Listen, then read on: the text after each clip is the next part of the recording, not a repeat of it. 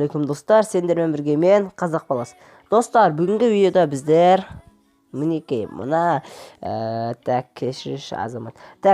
Мына поэттердің, бравлерлердің қазақша аударғанда не мағына беретінін қазір көретін боламыз. қазақшада қандай мағына береді екенін және қалай жазылады, қалай айтылатынын көретін боламыз. Достар, жазып көретін боламыз. Әрине орысша емес, ағылшынша жазам аттарын достар. Ағылшынша сол кезде қандай не шығады екен, мағына шығады екен, соны көретін боламыз. Ал ондай болса достар, біз Google-ға кірдік. Қазір мына жерден жазатын боламыз достар. Мына жерге мысалы кольттен бастайын. Ағылшыншаға қоямыз. Кольт дейміз достар. Жазып отыр ма? Кольт. Кольт деген достар бізде қазақшада кольта болып айтылады екен. Айтылғанда осындай мағына береді екен. Кольта. Кольт, қазақшада кольта достар. Көріп алыңыздар мінекей. Кольт, кольта. Бізде екінші. Бо жазайық достар. Бо. Бо деген бо. Бо деген бо достар. Бо деген сол баяқ қалымды күйінде қалады екен. Үшінші достар бізде енді риконы жазайық. Рико. Рико екен.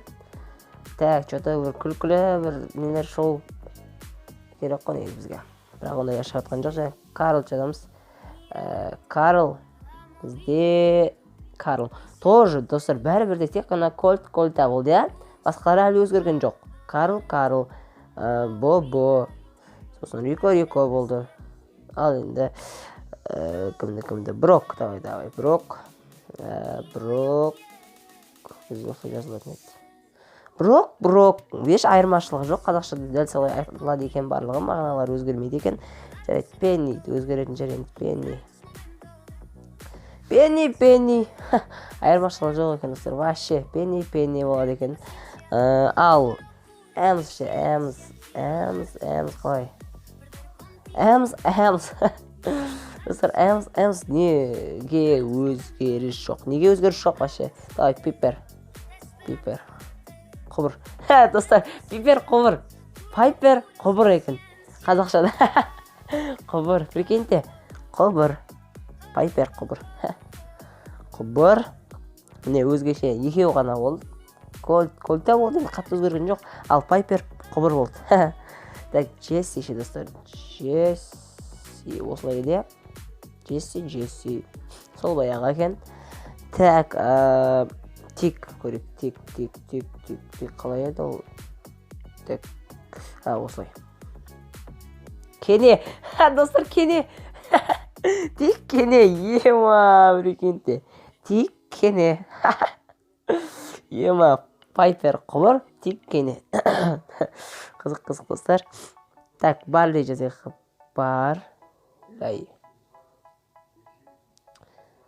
Барлей арпа, достар. Барлей арпа. Прикиньте.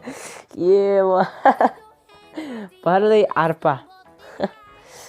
Пэм жазайық достар. Пэм деп жазылады ол. Пам болады екен достар. Фрэнк жазамыз. Франк дейміз. Фрэнк. Сол баяғы. Роза. Роза достар, өзгеріс жоқ. Нита қандай мағына береді екен? Нита ешқандай мағына бермейді. Нита болып қалады екен достар. 8 бит жазайық. 8. Сызықша. Бит.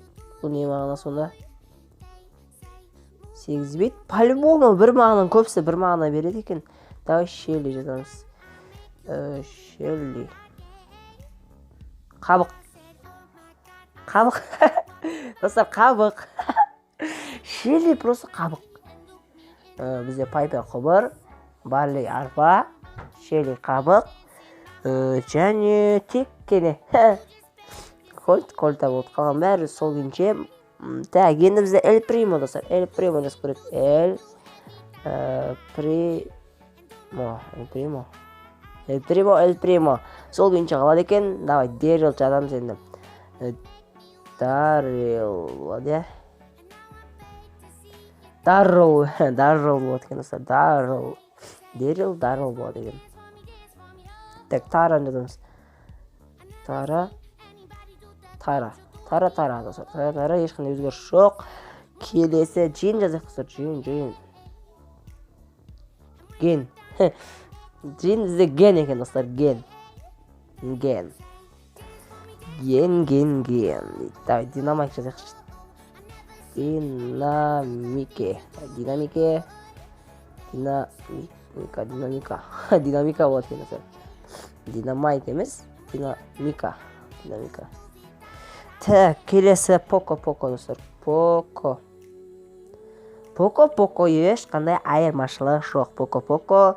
Давай, Биби жазамыз. Меніңше бұл да айырмашылық жоқ сияқты. Биби болады екен достар.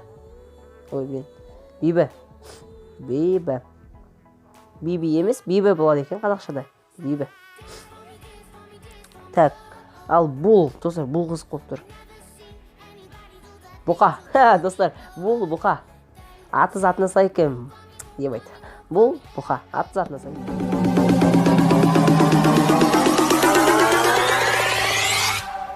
Bring the action. When you get this in the club, you're gonna turn it up. Бұқа. Так, Мортис достар. Так, ойбай. Мортис күрекскен адам деп тұрса, Мортис. Морта болады екен достар. Морта. Так, спикер жазайық. Шпик болады екен достар. Шпик. Так, кроу. Қарға. Қарға. Дұрыс қой.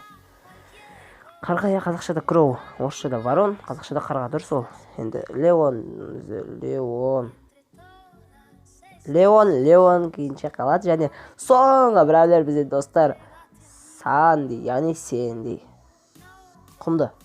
Сенди құмды деген мағына береді екен достар.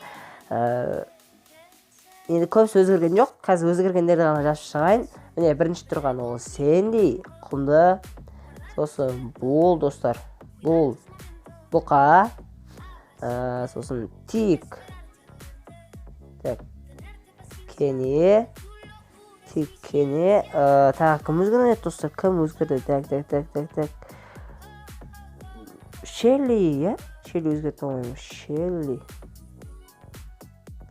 Шелли қабық. Пипер. Липер деппін ғой. Пипер. Құбыршы. Үлкен атпен жасау сонда. Құбыр бола ма? Не айырмашылығы бар сонда? Жайт, құбыр. Әйтеуір бірдеңе. Тағы өзгерді достар. Тек пәм өзгерді ма? Жоқ, пәм өзгермеді. Дэрил көрейік.